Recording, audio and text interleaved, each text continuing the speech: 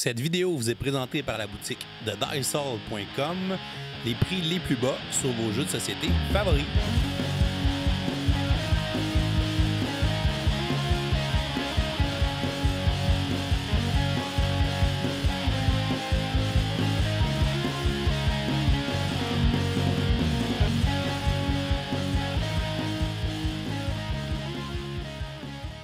Salut les gamers, bienvenue à Professeur Board Game, je m'appelle David. Aujourd'hui à Board Game 101, je vous emmène cuisiner à la Cupcake Academy, un jeu édité en 2020 par Blue Orange Games. On voudrait d'ailleurs les remercier de nous avoir envoyé cette boîte qu'on puisse l'essayer et vous le présenter en vidéo. C'est un jeu de l'auteur Erwan Morin qui se joue de 2 à 4 joueurs et dont les parties vont durer 7 minutes chronométrées. Le but du jeu sera d'accomplir un certain nombre de cartes objectifs de façon collaborative. Donc c'est un jeu coopératif de vitesse et de puzzle dans lequel on va avoir à déplacer des moules à cupcake de différentes grosseurs sur nos assiettes et aussi on peut les envoyer aux autres joueurs à travers l'assiette de service. Donc c'est un jeu de casse-tête qui nous fait penser à des jeux comme Go Go Gelato, Dr Eureka, Dr Microbe qui étaient dans la même gamme là, de Blue Orange Game. Donc celui-ci, la twist, c'est qu'il est coopératif. Est-ce que ça fonctionne bien dans ce style de jeu? C'est ce qu'on va voir. Donc on va vous présenter les règles du jeu, on va vous dire ce qu'on en pense et comme on est lundi, on va lancer une question du jour pour participer à notre concours du lundi pour le mois de janvier 2021. On va installer une partie pour 3 joueurs. Premièrement, chacun des joueurs va se choisir une couleur et va placer ses 3 assiettes de sa couleur devant lui. De plus, on va placer la tuile assiette de service au centre de la zone de jeu. Chacun des joueurs va recevoir 5 moules à cupcake de grandeur différentes qui sont emboîtés les uns dans les autres et on va les placer face cachée sur son assiette centrale. On va séparer les cartes objectifs en couleurs et on va prendre les cartes qui correspondent au nombre de joueurs. Donc dans la partie à 3 joueurs, on va utiliser les objectifs roses.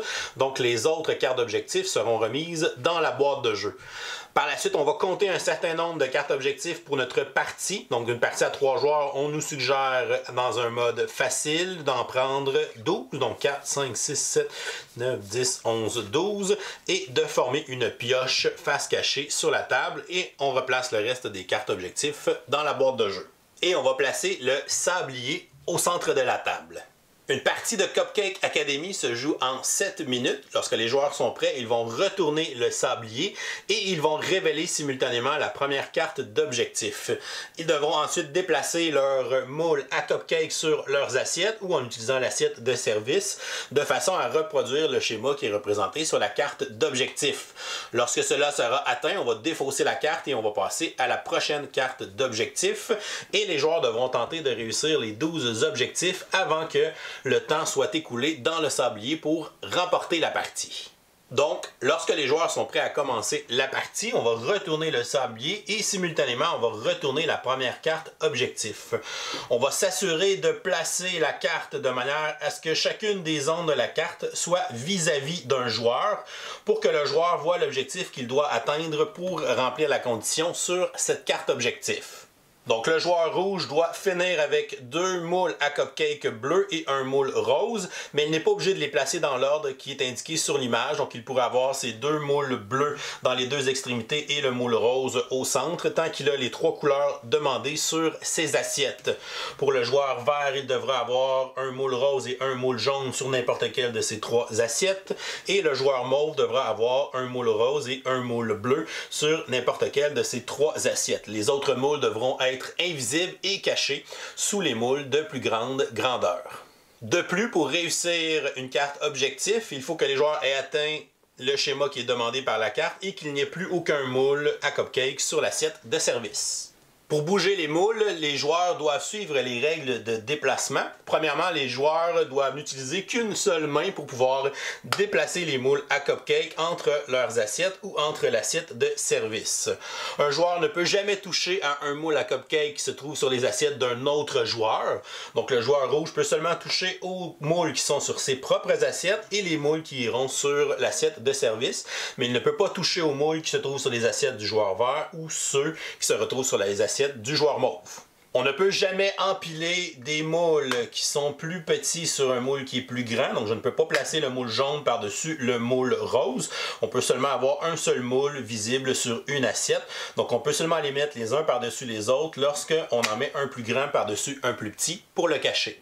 Si un joueur place un de ses moules sur l'assiette de service, à ce moment-là, les autres joueurs peuvent aller prendre ce moule et l'emmener sur leurs propres assiettes, puisque certains objectifs vont nous demander d'avoir deux moules d'une même couleur, donc on n'aura pas le choix d'utiliser un moule provenant au moins d'un autre joueur. Donc le joueur vert par la suite pourrait prendre le moule jaune et le placer dans sa zone, pourrait le cacher comme ceci et pourrait tenter de venir nous révéler le moule bleu qu'on a besoin pour pouvoir nous l'envoyer éventuellement pour que le joueur rouge puisse le prendre pour réaliser sa carte objectif. Et les joueurs vont continuer à faire des déplacements avec leur moule pour tenter de reproduire chaque zone pour remplir la carte d'objectif.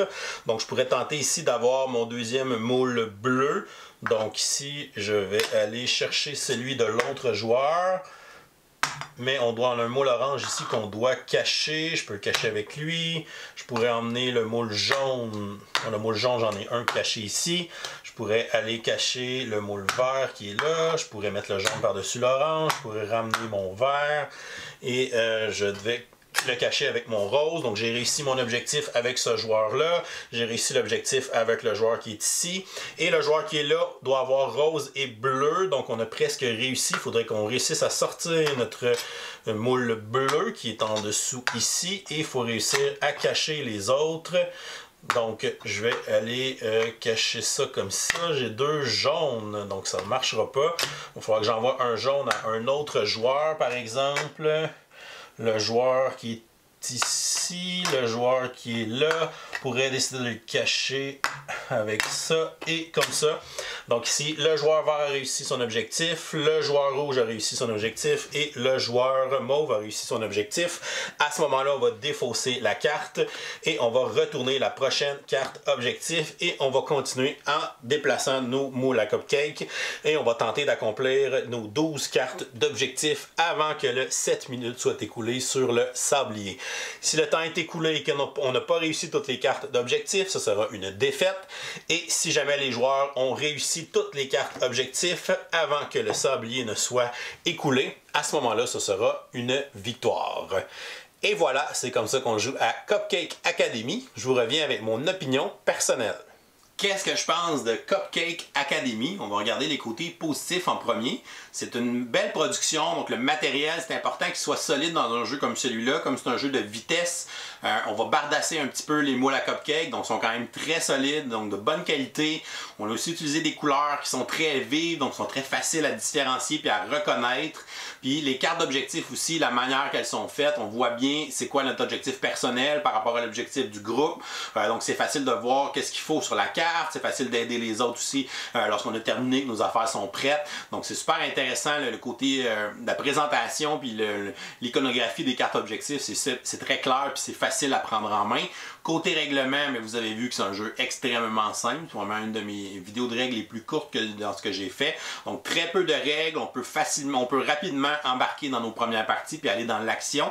C'est ça qui est intéressant dans un jeu comme ça. Il y a eu beaucoup de jeux de Blue Orange qui prenaient un petit peu cette gamique-là du puzzle, de logique avec un petit élément de vitesse, mais c'était tout le temps des jeux compétitifs. Puis le problème dans ces jeux-là, c'est que souvent, il y a des gens qui sont beaucoup plus habiles dans un jeu de vitesse par rapport aux autres. Donc c'est dur d'avoir des parties qui sont serrées dans un jeu de vitesse parce que souvent, il y a un joueur qui est plus habile, puis il va être plus rapide que les autres, il va être meilleur pour ce genre de puzzle-là que les autres. Fait qu'on va jouer 2-3 parties avec lui, puis après ça, on ne voudra plus jouer avec lui parce qu'on sait qu'il est meilleur que nous. Fait que ça peut être démotivant. Même chose avec les enfants, si on a des enfants qui ont une certaine différence d'âge dans un jeu de logique, de puzzle puis de vitesse comme celui-là, c'est difficile de faire une partie avec les enfants puis qu'ils soient sur le même pied d'égalité, donc ils vont se décourager plus rapidement. Le fait de mettre ça coop dans Cupcake Academy, ça vient régler tous ces problèmes-là en gardant la même essence du jeu. Donc ça reste un puzzle de logique, de vitesse, d'exécution, mais là on ajoute une composante de communication. Comme c'est un jeu coopératif, mais si moi je suis plus habile dans les jeux de vitesse et de puzzle, ben quand je vais avoir fini mes affaires, quand mes cupcakes vont être placés, je vais pouvoir aider les autres. Ok, t'es bloqué, dire, ok, mets-lui là, ou attends, je vais te donner ce moule-là, tu peux cacher lui, après ça, prends-le. Fait que tu peux venir aider les autres, donc à ce moment-là, c'est pas grave si les joueurs sont pas au même niveau dans ce jeu de vitesse-là, parce que c'est un jeu coop, ça devient quasiment un handicap d'avoir un joueur qui est moins bon, puis c'est ça le défi de la communication dans ce jeu-là, puis de l'exécution, parce qu'il faut quand même faire beaucoup de cartes en 7 minutes, puis c'est pas si évident que ça. Fait que chapeau pour le côté communication, ce que ça amène comme défi. C'est aussi un jeu que la difficulté n'est pas si facile que ça. Je vous ai montré le mode de base, dans le fond, c'est le mode dans lequel on n'est pas obligé de respecter les assiettes dans lesquelles placer nos objectifs. Si sur la carte d'objectif, il faut un jaune puis un rose, ben il faut que j'aille un jaune puis un rose sur n'importe quelle de mes 3 assiettes pour réussir l'objectif. Ça, c'est le mode de base, c'est le mode facile, c'est le mode que vous allez pouvoir jouer avec vos enfants en famille. Si vous y jouez entre adultes, vous pouvez jouer au mode difficile, qui est dans le fond de respecter à 100% les objectifs. Donc, si ton objectif, c'est un moule rose dans l'assiette de droite, puis un moule bleu dans l'assiette de gauche, ben, il faut que tu finisses avec un moule rose dans l'assiette de droite, puis un moule bleu dans l'assiette de gauche, puis rien sur ton assiette du milieu. Donc là, ça devient vraiment un très dur casse-tête, et c'est là que l'aspect coop va entrer encore plus en ligne de compte, parce qu'on va avoir besoin des autres pour nous aider, parce que des fois, c'est comme ça va trop vite, c'est trop d'affaires. Des fois, on bloque, puis l'autre dit « Ah non, mais là, mets-lui là, ou fais ça. » Fait que là, tu débloques, puis après, tu repars, tu bouges tes affaires. Fait que c'est vraiment stimulant comme jeu. C'est vraiment niaiseux, la petite twist coop sur ce style de jeu-là, mais ça marche vraiment bien. J'ai été très, très surpris comment c'est efficace. Donc, j'ai joué au mode difficile, parce que je jouais entre adultes, fait qu'on avait joué avec le mode difficile. Puis on a joué 2, 3, 4 parties. On n'a même pas été capable de gagner encore. Fait qu'il y a une certaine courbe d'apprentissage. Ça veut dire que le jeu offre un bon défi. Et c'est toujours intéressant un jeu coopératif. Quand tu ne réussis pas du premier coup, c'est là que tu as le goût de rejouer puis de t'améliorer pour éventuellement être capable de battre le jeu. J'aime les jeux coop qui ont une composante de temps réel parce que ça te donne une pression, ça te fait un petit boost d'adrénaline, t'es comme vraiment dedans, puis c'est un 7 minutes intense. Après ça, on peut souffler un peu, on peut jaser. Après ça, on repart une nouvelle partie, on refait un autre 7 minutes intense. Fait que c'est vraiment un petit côté qui vient chercher l'adrénaline dans les jeux de vitesse ou les jeux en temps réel. Fait que ça, on le ressent bien dans ce jeu-là. Fait que c'est encore une fois très bien réussi. Lorsque vous devenez assez bon, ben en fait, si vous n'êtes pas assez bon, si vous jouez avec des enfants, vous voyez que vous avez vraiment pas assez de temps avec les 7 minutes. Il n'y a rien qui vous empêche de donner une minute ou deux de plus pour justement que les enfants s'habituent et deviennent de plus en plus meilleurs à ce jeu-là. Puis après ça, vous allez dire, OK, on est rendu assez bon, on y va avec les 7 minutes. Fait que c'est vraiment à vous de jouer avec le temps pour le rendre accessible à votre famille ou votre groupe de jeu. Par contre, quand vous devenez bon, ben, vous pouvez faire le contraire. Vous pouvez augmenter la difficulté.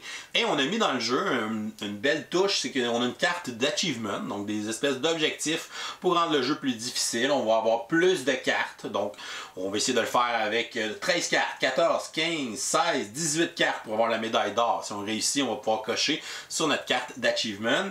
On a aussi un achievement pour le faire de notre main opposée. Donc, si je suis droitier, je vais jouer avec ma main gauche. Ça va donner plus difficile à manipuler les mots. Fait que ça va ajouter une petite composante difficile aussi. On peut réussir cet achievement-là. Et on a un achievement de faire une partie sans parler, ce qui, selon moi, va être vraiment difficile parce que la communication est super importante dans ce jeu-là.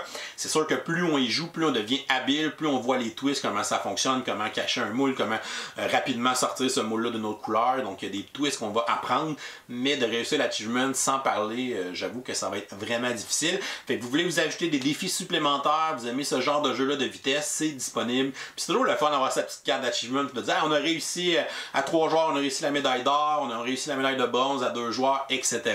Fait que c'est le fun pour ça d'avoir cette petite carte-là qui donne un petit défi supplémentaire aux joueurs. Pour les côtés négatifs, ben, c'est un jeu de puzzle. Donc c'est des jeux super abstraits, donc c'est sûr que le thème est très très plaqué. On sent pas vraiment qu'on est des cuisiniers et tout ça. Donc c'est vraiment un thème plaqué, qu'on n'est pas très immersé dedans. Mais c'est pas si tant grave que ça. Pour moi, dans un jeu de puzzle, le plus important, c'est que le gameplay soit intéressant et que le défi soit bon. Sinon, c'est un jeu de puzzle, puis je pense que ça aurait été facile de faire un mode solo. C'est rare que je dise ça d'un point négatif, mais un mode solo, je pense que ça aurait été facile à intégrer, vu que c'est un puzzle, d'avoir des puzzles qui se font tout seuls, d'avoir des configurations, d'avoir une limite de temps pour les réussir. Donc c'est le genre de choses qu'on aurait pu intégrer facilement, parce qu'avec ce matériel-là, les possibilités de faire des puzzles solo étaient très présentes, et on ne l'a pas fait malheureusement. Donc un petit bémol pour ça. Donc, Cupcake Academy, je vais lui donner une note de B+. C'est un très bon jeu coopératif de vitesse. C'est pas un style que je tripe particulièrement dessus habituellement, les jeux de vitesse. Mais là, de rendre ça coop, j'ai vraiment trouvé mon compte, puis ça m'a permis d'apprécier un peu plus les jeux de vitesse avec ce jeu-là, parce que justement le fait de devoir coopérer ensemble, de devoir communiquer, la pression du temps réel, donc c'est vraiment un jeu qui a été le fun à découvrir, puis je l'ai juste joué entre adultes, on a joué au mode expert pour avoir vraiment un bon défi, et le défi était au rendez-vous. Donc c'est vraiment une belle petite découverte dans le genre, donc regardez ça, Cupcake Academy, qui devrait être disponible présentement là, en magasin. Et voilà, c'est tout pour aujourd'hui. Oh, c'est vrai, on est lundi. On va donc vous donner une question du jour pour participer à notre concours du lundi pour le mois de janvier 2021. Concours dans lequel vous pourriez remporter le jeu Atlante. Donc, notre question du jour aujourd'hui est la suivante. Quel est votre jeu en temps réel favori? Vous nous laissez ça en commentaire YouTube sous la vidéo pour participer. Et si vous nous supportez sur Patreon pour 5$ minimum, vous aurez aussi une participation automatique au concours. Donc, si vous participez en commentaire, vous aurez une deuxième chance de gagner Atlante. Donc, bonne chance à tous pour ce nouveau concours qui va se dérouler tout au long du mois de janvier 2021. Si vous n'êtes pas encore abonné à notre chaîne, vous pouvez cliquer le petit bonhomme ici en bas pour vous abonner. Sinon, vous pouvez nous suivre sur Facebook, Twitter, Instagram à Professeur Board Game. Et si vous voulez nous encourager avec des petits dons, vous pouvez aller sur notre page Patreon. Je vous souhaite une excellente fin de journée et continuez de gamer.